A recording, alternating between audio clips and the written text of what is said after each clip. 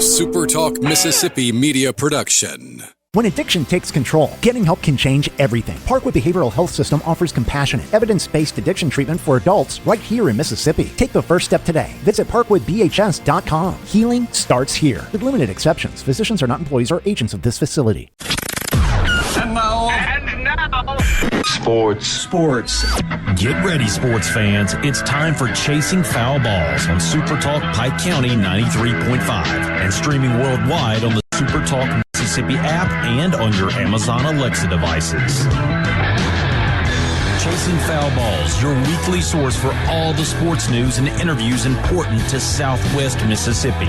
Chasing Foul Balls is presented by First Bank. And now, here's your host, Robbie Hamilton. Well, good Friday morning, everyone. Glad to have you along. Chasing Foul Balls right here on SuperTalk Pike County 93.5. Glad you could be with us. Football time, guys. Ready or not, here we go. High school MAIS gets started tonight in their regular season. The jamborees for the MHSAA Community College next Thursday, before we'll actually be back next Friday, will have been got underway. It's amazing that it's time for football. With us today as our guest, the head coach of the Southwest Mississippi Community College Bears, Coach Les George, and from Locked On Ole Miss, Stephen Willis, as we'll talk football here this morning in the studios. To my left, TP himself, Richard Hay. How are you, sir? How's the heat? Oh, well, the heat is hot and miserable, and but I'm fine. I've learned to just not do nothing between about 12 and 6. Well, I do nothing between I know 10 whenever I get up, whenever I go to bed. But you don't have about 20-something miles to feed. No. I got two that likes to eat, though, that's for sure. These like to eat, but you got to feed. You got to give it to them. They just can't go Mr. Randall, how are you? Oh, I'm great, Robbie. I'm glad to be here with you guys. I tell you what, sports has just got to be something over the last 3-4 weeks. It's just unbelievable where we've gone. So let's kind of get started into there. First of all, preseason comes out for AP for college football. Top 5, Ohio State, Oregon, Georgia, Notre Dame, Texas, and Indiana, the reigning national champion, is at 6 on that list. What say y'all about the list? Is that about fair? Oh, it's about right. Yeah, I would think so. I would say it's preseason, and I don't know who went where and who's got what, and all those names sound familiar. They're at the top of the list most years. Yeah, so they're all still wearing name tags. That's right. Ole Miss comes in at 10. Right place, wrong place. There again, Robbie, you could move them. If you moved them to 7th, I'd say that's about right with what they've got returning in very key positions. Anytime you got your quarterback coming back and your best running back, improved defensive line, I think they've got. Yeah, I think they should be in the top 10. Oh, yeah, they need to be in the top 10, but it'll shake out the first 2 or 3 weeks, and we'll get a better understanding.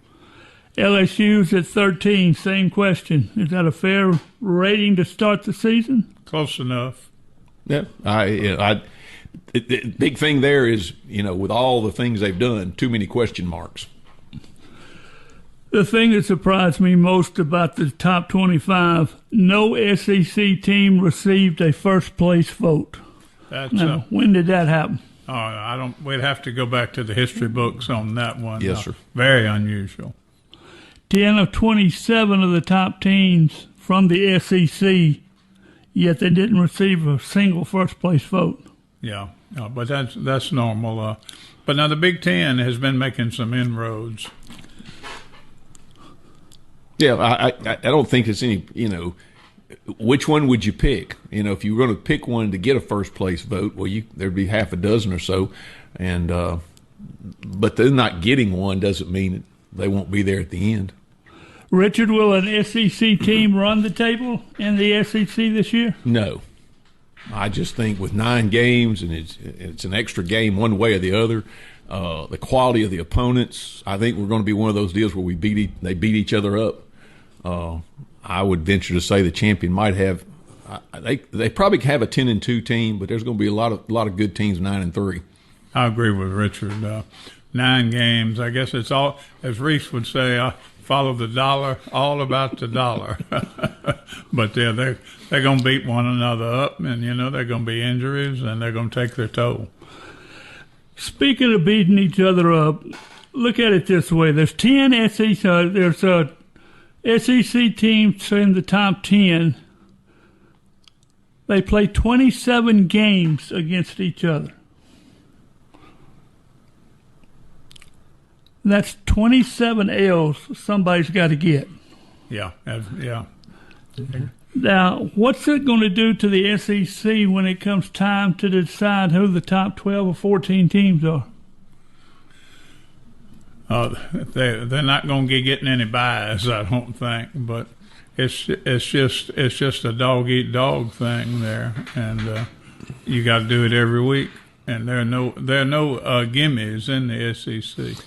And the thing, Robbie, is we harp about it maybe from where we sit about looking at strength of schedule and who your outside conference opponents are, and we added one more team, and as you said, 27 more losses. So somebody's going to have to absorb that, and you're not going to be able to say, well, look at our schedule at the end of the season. They're going to say, yeah, but you're 9-3 and this team's 10-2, and that's going to hurt. Will a 9-3 SEC team beat out a 10-2 Big Ten team?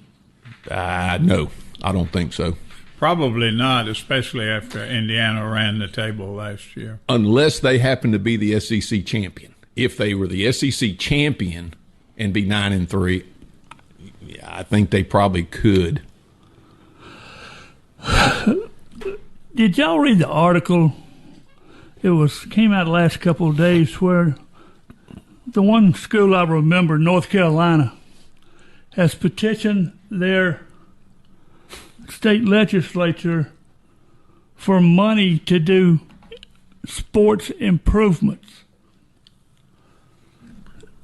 So you take it this way. The money that the athletic departments used to spend on improvements on their campus to facilities are now being spent for what? NIL. Players. Yep. So now you go to the state government asking them to give you money to build facilities, which all comes down to the same saying, is that basically taxpayers are paying in some way for the football players that they watch on the field on Saturdays. Does that make sense? I don't think so, but I guess to some people it does. Well, I'm just saying, does that make sense as far as the way it's happening? No, I don't think so. I just think, oh my goodness, now you get involved. And I'm in the weeds this morning. That's just the way I feel. It's not just North Carolina. I don't know how many schools are in North Carolina, but if you think North Carolina asks you, everybody else is going to ask down the line too. North Carolina's not the only one. There's several states already have been asked. So can't you imagine basically the 2 Mississippi schools, or especially 3 Mississippi schools, their coaches getting together and calling the legislature and saying, "Now, look, we need money for this baseball field at Southern Miss, and this football expansion at Ole Miss, and this basketball expansion at Mississippi State," and the state trying to come up with some money to give them? It's a strange new world that we live in, and it doesn't make any sense to me, but I'm to the point in my life where very little surprises me anymore. And you worry about less, huh?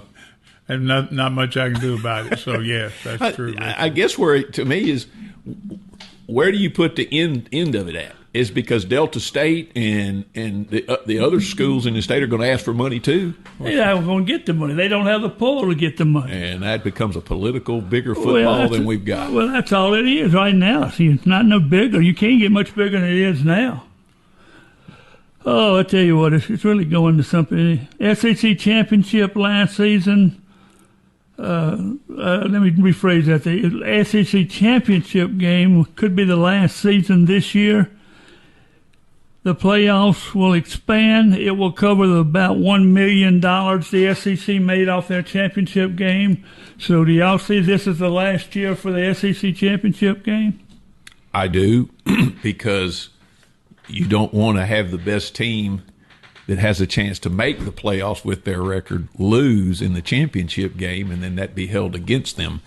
And if you can equalize or figure out how the money deal works out, when they went to 9 games, you just knew, to me, the championship game was on life support. It was just a matter of time. Oh, I agree with that, but I'll tell you what, that SEC championship game, we've been a few times, but it was quite a program, first class all the way.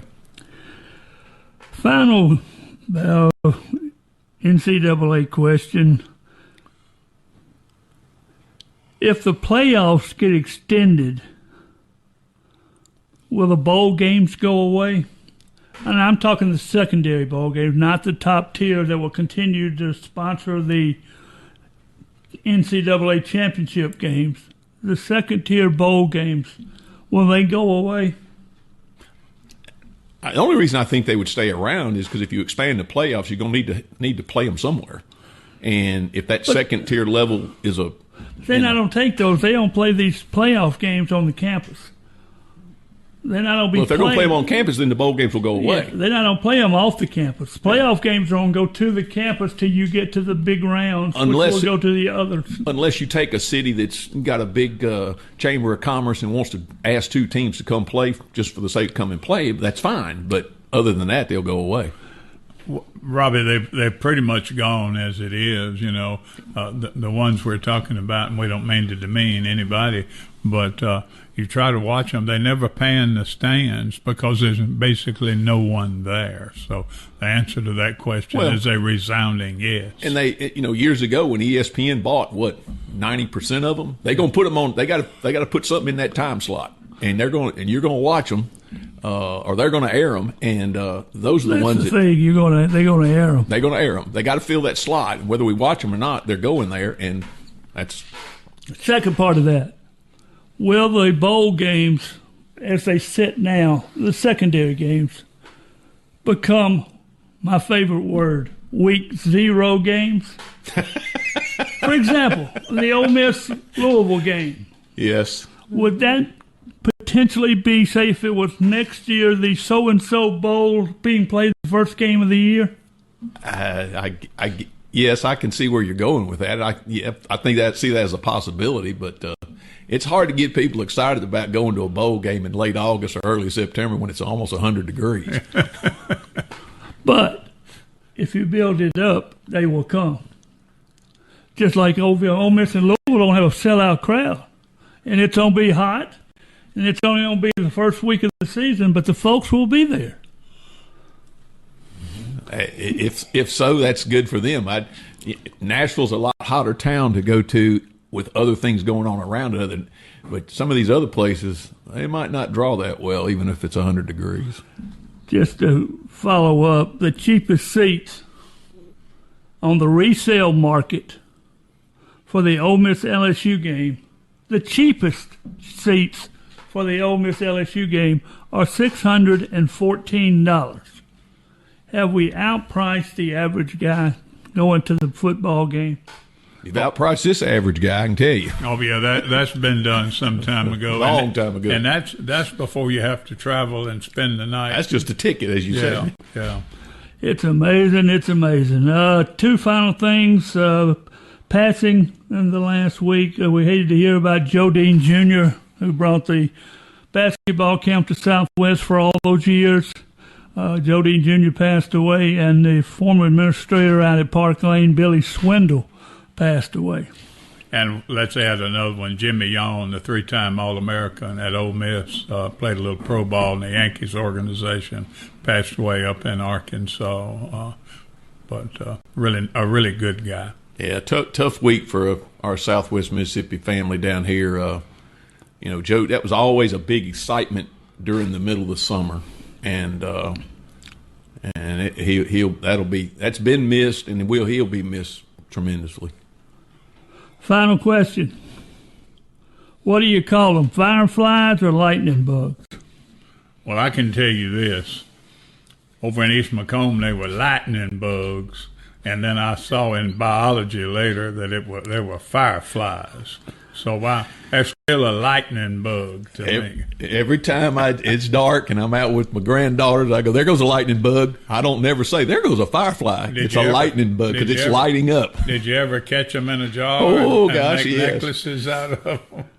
Well, Coach, I didn't bring all this up, just we asked the question. You catch multiple in a jar and then you go inside and turn all the lights out and watch them light up. Go ahead, Neil. Didn't take much to entertain me. I didn't think that one question would do this much, but we'll take it. Kids got a lot more things to do nowadays than we had to do back then. Welcome back. Coach Les George, the head coach of the Southwest Bears. So talk football with us. See if we can get my blood pressure back under control here.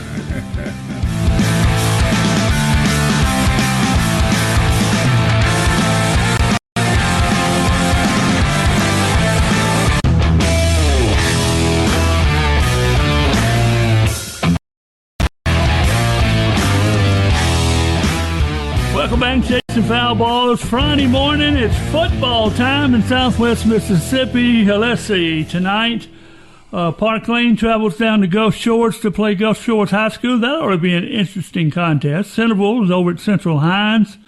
Oak Forest travels to Jackson Academy. Boy, what a first night the Jackson Academy running back had. Oh, I mean, it tore it up.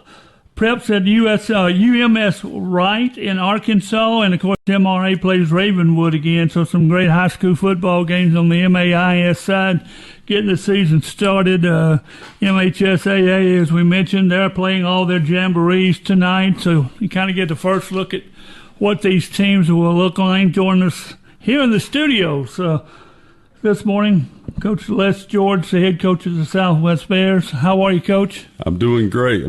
Thank y'all for having me. I reckon the first question everybody always answers, how's the heat and the practice been going? Heat is something that you've always got to keep an eye on with player safety. We went through camp. We would practice at 8:30 in the morning, so you're still getting some of the heat, but not the hottest part of the day. But this past week, we have shifted gears into practicing at 3 o'clock. Just trying to push the limits a little bit, but also keeping an eye on the players. It's a practice now. You used to have summer workouts, and then they called it fall practice starting. Mm-hmm. Has that been kind of like the college has been basically put away now? It's just preseason practices the entire time.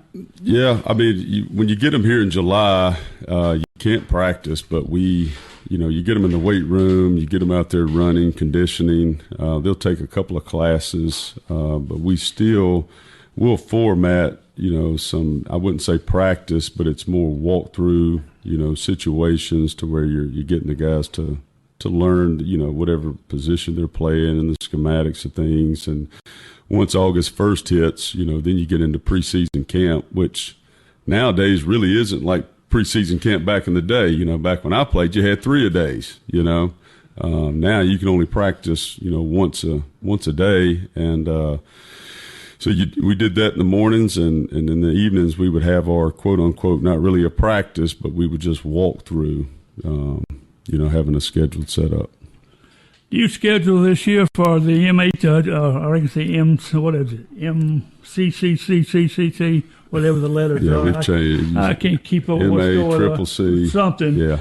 10 games this year. You like that?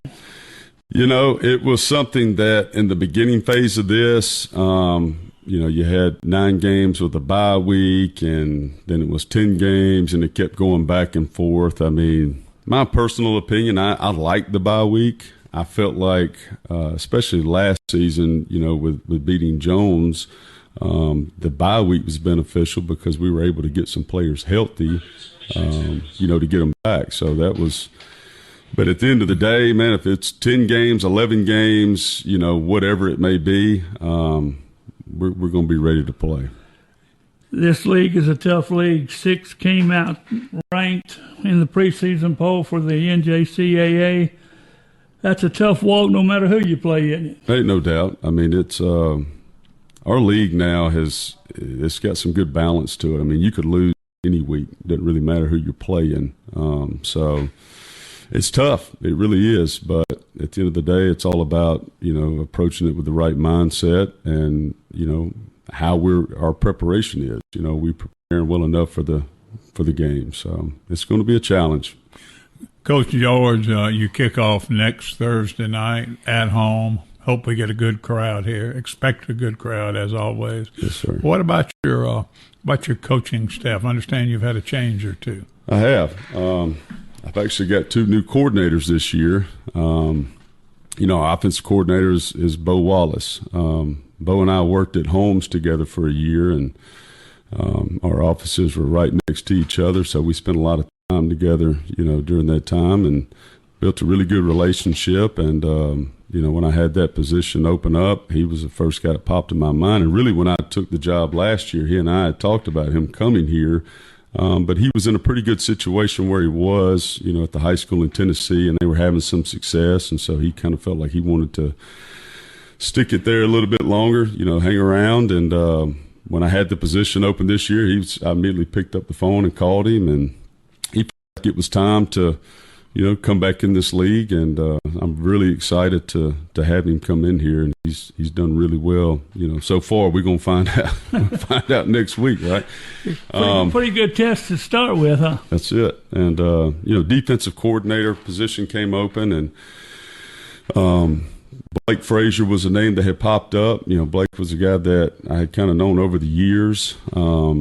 He is a guy that's from the area, actually played at Southwest, played for Steve Campbell while he was here, And so I think that was – everything happens for a reason. I'm a big believer in that, And so I think the good Lord had a plan, and everything kind of fit in the moment. So getting Blake here was great. And he's a guy that's got a lot of experience in this league. I mean – back when I was playing, he was defense coordinator at Northwest. We laugh about that all the time. He remembers that game, and so having a guy come in here that's got some experience, I think is going to be huge for us.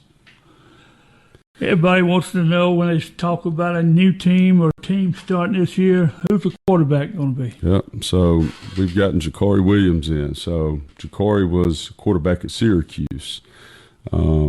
He was a guy that had injured his shoulder while at Syracuse. At one point in time, he was the starter there. And then he had injured his shoulder, had to have labrum surgery, and then we found out about him before we went into the spring semester. Actually, that was a connection that Bo had with his quarterback's coach. So we were able to kind of jump in there and build that connection with him, and he and Bo had hit it off really quick. And so he's been here since January, and so we're getting a guy that this is actually his 3rd year, so he's a little bit older. He's very bright, very cerebral, understands, football and defenses, and has great leadership skills. He's also a dual threat quarterback. So Jakari's about 6'2", 215. He brings that element to the game too that I'm really excited about. So I think he's going to do really well catching those snaps for us. Coach, like we said a minute ago, you kick off here next Thursday. Is your roster complete at this time? It is for the most part. We've got one spot, right now. We've held that open, with the landscape in college football nowadays and the trends, and we try to stay with that. They just passed something recently to where some guys that declared for the NFL, they can actually come back and play college. So some of the relationships that we have at the 4-year schools, we're staying in communications with them, because there could be some possibilities to where they pull a guy in, then they're going to have to release somebody. And so we've been in some of those talks as well. So we're kind of waiting here for probably this weekend to see what shakes out a little bit. And but for the most part, our roster is pretty set. If you had to tell us today that this team would be built off mostly offense or defense, which you leaning to? That is a great question, because what happens is when you get 2 new coordinators in, you're installing a new offense, installing a new defense. So it's not like you're getting your returning players or in a system that they've already been in. So everybody's been in the environment of learning it, you know. So we've had some days to where offense shows up, you know, and does well, and we've had some days where defense shows up and does well. We've got some talent on both sides of the ball. So that's really hard to tell you right now, you know, as much as I'd love to have that answer. Who is going to be the leaders for the Bear defense? You know, we've had some guys that's really stepped up with Caleb Perry in the secondary. You know, Fred Nicholson is a guy that transferred to us from Southern Miss. That's a linebacker that has stepped into that role. Jordan McGee, who is a returner at linebacker, has shown up. You know, junior college football is so different nowadays to where, you know, you're bringing in half of your team as new players with different backgrounds, personalities, and it's just one of those things that you kind of have an idea who your leaders are as you're going through camp, and guys that are either being vocal or guys that are leading by example, but that never really truly shows up until about in that first 3 games of your season when you're hitting adversity in the moment and competition. You know, you're going to have some guys. You'll have some guys that, as you went through camp, you probably didn't view them in that leadership role that all of a sudden show up, you know, and so. You talked earlier about the relationships with four-year schools and I reckon we'd say the word volatility of the four-year university now roster and all that. How important is it for the assistant coaches and the head coach to have that relationship with the four-year schools? Oh, it's extremely important. You know, obviously from the aspect of recruiting as far as, you know, you want to stay ahead in the transfer market when players are leaving or who's going to be available or who was in the portal and didn't get picked up, and those guys can kind of give you a heads up.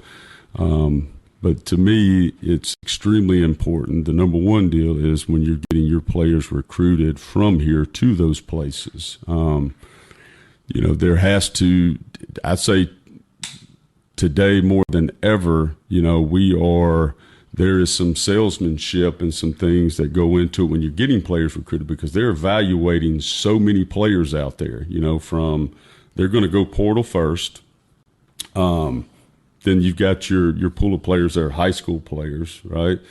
And then you've got your junior college players. So, you know, and having those talks with those four-year schools, you know, a lot of them are shifting gears from being portal first, right? They're looking more at the junior college, high school, also looking in the portal, but they're finding that the value of players isn't as strong in the portal as what, you know, you would think. So I think it's important because we've got to stay ahead with the trends. We've also got to be, you know, telling them about our players. And, you know, when you're calling them about your players, there has to be a level of trust there. And I think that trust is established with the relationship that you have with them. Coach George, you mentioned your defensive people, your personnel. Talk a little bit about the key personnel on offense, and if you would, hit on your special teams. You know, we talked about Jakari. Jakari is going to be big for us on offense. You know, we've got offensive line-wise, you know, I've got some returners with J.J. McCann and Zaylin Dito or some guys that played as freshmen that have, you know, been some guys for us that stepped up. Antonio Ross is a player that we picked up from Southern Illinois. He transferred from there. He's actually from the Jackson area, played at Hartfield Academy. You know, Antonio's about 6'5", 6'6", 360. You know, that's a high character guy that when the schools come in to see him, they immediately get excited, you know, when they see a big fellow like that. I mean, we've got guys from Philip Birchfield at our tight end position from Clinton that's a returning player. You know, that's going to be key for us. And Taj Willoughby from Donaldsonville, Louisiana, who has just received a 3-star status in recruiting. He is a guy that has grown since he's been here. We're expecting him to do some things as well. I got to ask, I've heard the story about the kicker at Southwest this year. Yeah. Tell me this truth. Tell me about him. Yep. So Simon Naylor is a guy transferred to us from Jackson State. When he was at Germantown High School, we knew about him and we recruited him, but he had decided that he was going to take a scholarship at Jackson State. But we had just stayed in touch with him. Anytime you watch a kicker on kickoff putting it in the end zone, that's something that's pretty rare and special.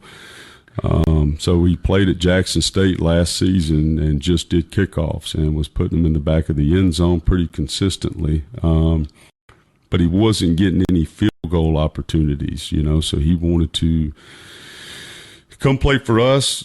He wanted to do kickoffs and field goals and then find a program that he could do those things at the next level. So coming in the door, very strong leg. And what's also unique about him is he runs a 4.4 40. He was a former soccer player as well. So he's very athletic. When we got to practice, the first day we practiced kickoffs, we got him out there and I was very eager to see. And first one he did, he kind of shanked it a little bit, and I just immediately looked up at the sky. I was like, all right, Lord, come on now. I know what I saw on film. Don't do this to me. Don't do this to me. And the next one he put in the back of the end zone, so he was consistent after that. And field goals, he's hit some. I think one day he hit a 56, 57-yard field goal, but he's really been working on accuracy, we've really worked on the holder situation. These kickers at times, they each have their own little something, that gives them confidence. And for him is going to have, confidence in the holder. So Jakari's kind of stepped up in that realm for us, it's kind of eased his mind. So here recently he's been consistent, but he's kind of like your home run hitter, like Brett Favre was a great quarterback, right? But he threw a lot of interceptions. So I just told Simon, listen, just put it between those poles, man, we're going to be okay, So very strong leg, extremely strong leg. Sometimes he has to, on field goals, tone it down a little bit, and really lean towards the accuracy aspect of it. You hear the stories of the eyesight of the kicker. Yep. All right. Yep. Give it to me. He wears contacts and glasses, okay? You got to wear both. No said. So, yeah, whenever I didn't ask that question, and then whenever we got him to campus and I'm visiting with his family and him, and Mom brought that up, oh, man, when everybody hears this, they're going to say, what in the world is Coach George doing, But he hadn't skipped a beat. I mean, yes, his vision, he has to wear contacts and glasses, but that hasn't been an issue for us. I just heard it. I said, I got to ask the question. Yes, it's true. All right, Coach. Fireflies or lightning bugs? Yeah, we called them lightning bugs. So lightning bugs. You're not a firefly guy. Yeah, I mean, I just. Where did you grow up? I grew up in Escatawba, Mississippi. It's north of Moss Point a little bit there. You're a coast guy, huh? I'm a coast guy. Our claim to fame is 3 doors down. That's about all we have. So, Coach, it's next Thursday, right? Yes, sir. 7 o'clock kickoff? Absolutely. East Mississippi and Uncle Buddy coming to town. It ought to be a good one. It's going to be a great challenge for us and one that we're looking forward to. Thanks for stopping by. We appreciate it. Thank y'all for having me. Coach Les George, the head coach of the Southwest Bears, joining us here on Chasing Foul Balls. We'll come back. Stephen Willis for Ole Miss next.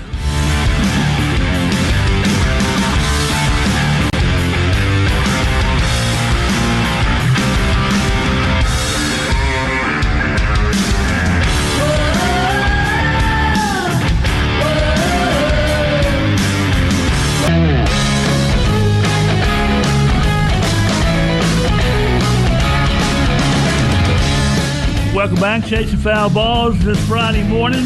High school football gets underway tonight. Excuse me. Our thanks to Coach Les George for the Southwest Mississippi Community College Bears for joining us, getting it started this morning. Excited for the Bears. He really showed a lot of progress last year. And I am too, Robbie, for that reason. He had a few staff changes, but building off what happened last year, I'm sure the Bear family, as I am, would pretty excited about seeing the season. The schedule's kind of daunting, but hey, that's what makes good football. Yeah, I'm looking forward to it, and always enjoy visiting with Coach George. Joining us on the phone from Locked On Ole Miss, Stephen Willis. How are you, Stephen? Man, I'm doing outstanding. The game day announcement for Ole Miss and LSU just got announced. So that's what this game needed, a little bit more jet fuel. That's it. Let's just see how much more we can throw on there. Let's start it here. Right now, it seems like in college athletics, we have the highest interest of fan support that we've had, I reckon, forever in college football. Yet at the same time, the schools themselves seem trying to blow up the golden goose. Is that a fair assessment of what's going on right now? I think so. I think that's actually a pretty good idea, because if you looked at attendance 10 years ago, it was dropping everywhere. It didn't matter. Like Alabama's attendance in the middle of that dynasty was going down, and Saban was talking about how the students weren't doing their job and all of that.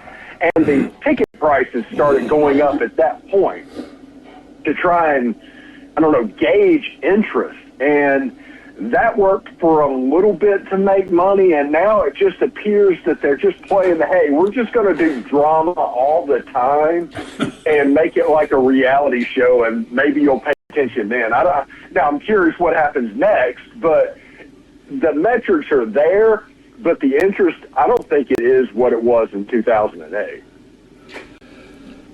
One more question on that same area. You can't seem to give the players grief for challenging the boundaries of where they can play and how many years they can play and all that. But yet you have to ask the question, who's going to be the person to stop all this? There's be a grown-up, right? There has to be a grown-up somewhere. Are there any in the room? Where are they? Yeah. Yeah, it's like the 7-year-old kid that wants a cookie. The kid's going to keep trying different ways to get the cookie until somebody steps in and says, "You're not getting the cookie." And it's the same thing's happening in college sports right now. They need somebody to step in and say, no, Greg Sankey's trying to do it. But we've gotten to the point where there's people. Daquan Wright is actively in the Cleveland Browns camp right now. He has not been cut. Neither has Wydett Williams.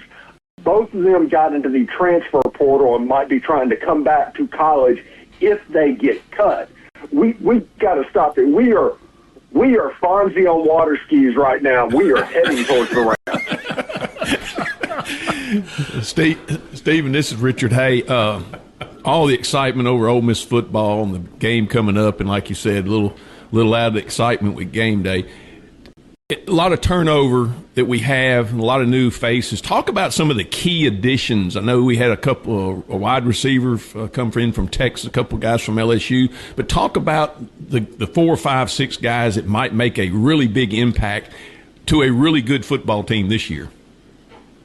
Okay, first of all, I think it's Jonte Cook.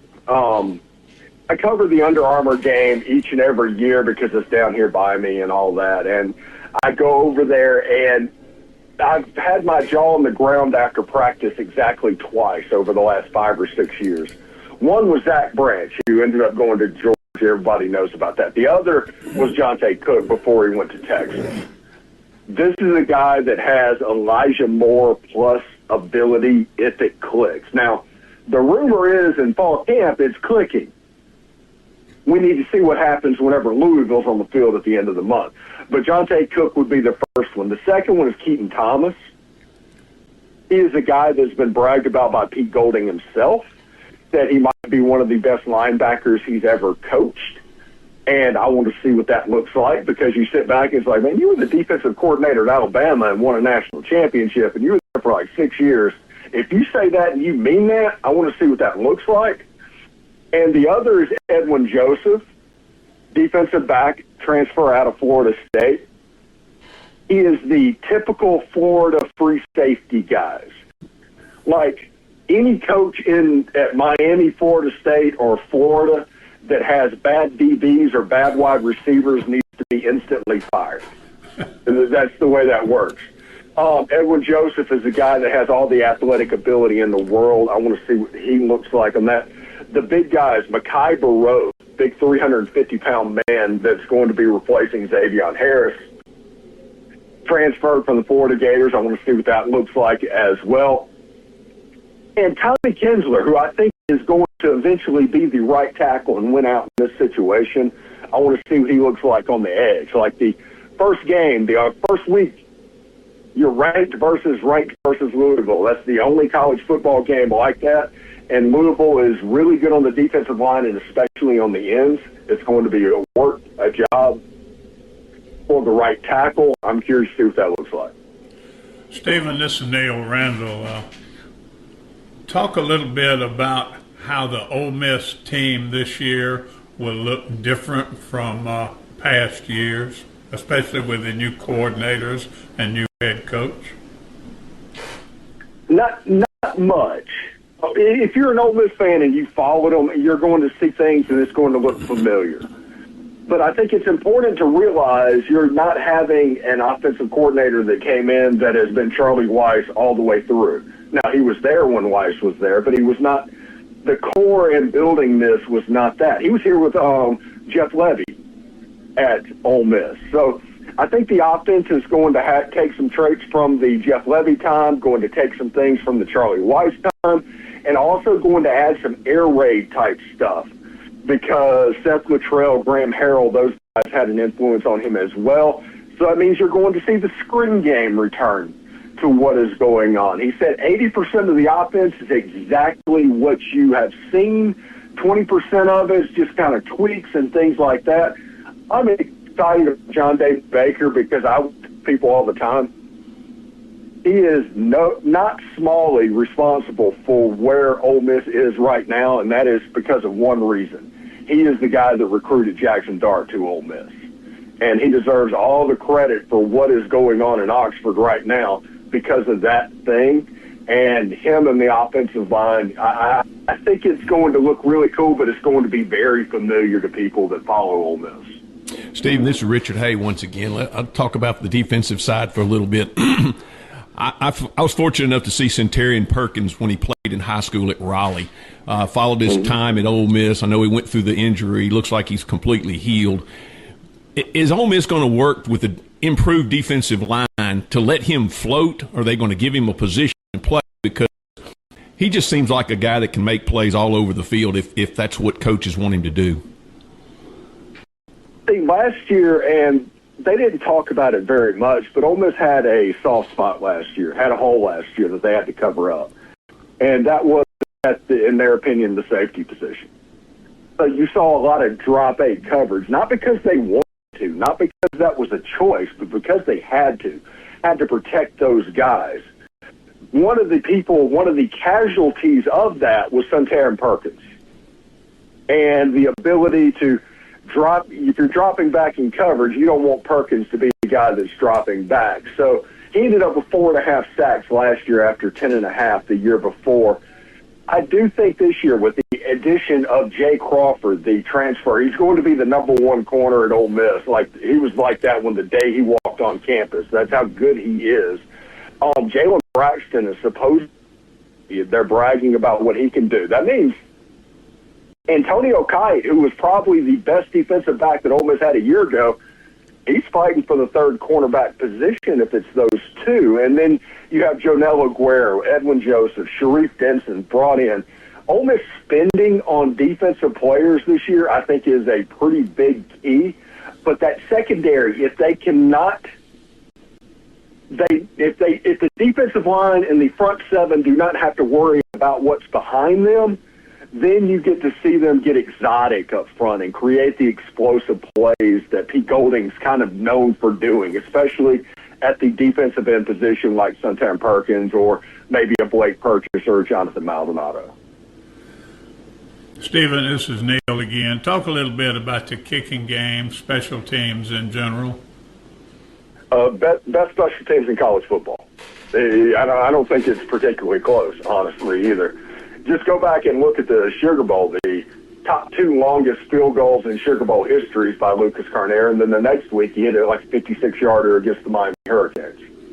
It's absolutely ridiculous. He never seemingly has a ball returned on a kickoff. The punt game is quietly very good for Ole Miss as well. And I am curious to see what the return game looks like, because Trey Wallace a year ago did a pretty good job. But when you have guys like Deuce Alexander or Jonte Cook or even Kewan Lacey, there was on Twitter a little bit of a buzz about the conversation that Kewan Lacey was returning punts. If Kewan Lacey wants to seriously be in the Heisman discussion, he's probably going to have to do that from time to time. And he is one of the best players that Ole Miss has in the open field. So if one of the best players of the team is making a role on special teams, that tells you where it sits in the importance, and it also tells you that they understand what they can get from it. And like I said, I'm curious about the punt return game and where that ends up, but as far as actually kicking the ball, there's nobody better in the country. How do you rate the talent for this year's team against the talent from last year's team? I think this team is better. Now, that doesn't mean the record's going to be better, because the schedule is much, much more difficult, and a couple of balls bounce different ways, weird stuff can happen. I do think this team is better. I think the conversation is this team better than 2024 as far as talent, not for where they went. And Brian Brown was asked that question at a press conference the other day, and he said, this is a deeper team than 2024. But he doesn't know if it is more talented right now. He said they can be. They can get to that point, but they still have some work to do. This has a chance to be the most talented team in Ole Miss football history. Not saying it's going to get there. I'm just saying the ceiling of this group. Stephen, this is Richard Hay once again. Talk a little bit about a couple guys that have transferred in your opinion, that people right now don't probably know their name or they're not really familiar with them, that by the end of the season they'll be maybe somebody that they're talking about a lot because they've had a good season. Well, the two linebackers, Keaton Thomas and Luke Varelli, I think Tajay Butler, who transferred in from Georgia Tech, the linebackers, all three of them, Pete Golding said would start at any other SEC school. And I think that they're going to definitely help in things like the run game. It's going to look a lot better. But those might not be flashy guys that you're thinking of. Maybe Mekhi Frazier, the backup running back, the man that's going to spell Kewan Lacey. He's 5'10", 220 pounds. He's a really good running back. I expect to see him in short yardages from time to time. And don't sleep on Deuce Knight. I know that Trinidad is a Heisman Trophy candidate, okay? I get all of that. I think there might be a short yardage package for a 6'5", 240-pound quarterback that can run a 4.4. I think that might be in the cards, especially on the goal line, because Trinidad Chambliss, if you watch the film guys and all that on the internet, the one problem that he can have is in the red zone because he is 5'11", 6 foot tall. And you saw against the Georgia Bulldogs a year ago, they tried to do the Austin Simmons on the goal line stuff. Deuce Knight can do all that, and Deuce Knight's a better runner. So I'm curious to see if he is kind of, for lack of a better word, the J.J. Pegues of this team. You have been around Ole Miss sports for a long time, Stephen. Best quarterback in Ole Miss history, Eli Manning or Archie Manning? Well, I never saw Archie play, but I tell everybody every time they have this debate, Eli Manning is the greatest quarterback in Ole Miss history. And it's a different era thing and all of that stuff, but even all of the guys that happened later, the Corral, the Tamus, the Chad Kellys, the Jackson Darts, all of those guys, nobody, in my opinion, touches Eli, because those Eli teams didn't have what Archie had. Those Eli teams didn't have what Jackson Dart had and all of that. There was a lot of Eli just kind of pulling people along with him, and that's the reason, in my opinion, that he's up there. Also, underrated, and he just played for a bad coach, a really bad coach.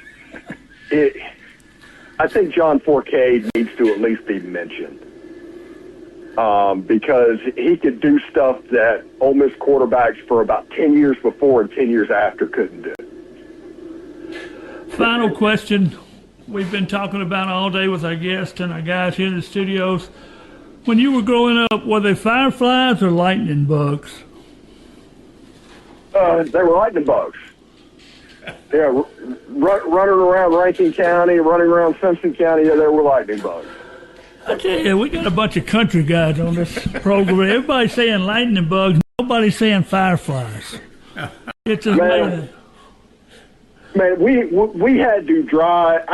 When I went to high school, I was 45 minutes away from a big city. So, yeah, it was lightning bugs. Stephen, thanks for being with us today. Good luck on the Ole Miss season. We appreciate all the time you give us. All right, take care, guys. Stephen Willis, Locked On Ole Miss. You can catch him there. He's also got a new feature he's been running called, it's a 5-minute feature. And, of course, the Locked On Ole Miss is usually about a 25-minute podcast you can watch on YouTube or wherever, but he has about a 5-minute feature now where he really gets down into one idea for about 5 minutes, and it's really interesting listening to what he's got to say, and we appreciate his time. Park Lane or who are they playing? Park Lane or Gulf Shores? Who you got? Well, I hate to pick against the local team, but they're going down there and probably walking into a big hornet's nest, but I'd pick Gulf Shores if I was betting. Well, it's hard to bet against the home team when they're 5 times larger than the team that's coming in to play them. But we'll be pulling for the Pioneers. Amen. And go look back. What did I write it down here? I'm gonna run out of time. Parker Gillum, who was the sports editor of the Enterprise Journal, works for the Gulf Coast Media Group now, where he wrote the feature about the ball game. So if you get a chance, go back and look at that. Thanks to Les George. Thanks to Steve Willis, Richard, Neal. We'll see you next week. Chasing Foul Balls. I love baby and I want to get a chance to hold her. So don't turn out the lights. The party ain't over. I said don't turn out the lights. Don't turn out those lights. Don't turn out the lights. The party ain't over. A SuperTalk Mississippi media production.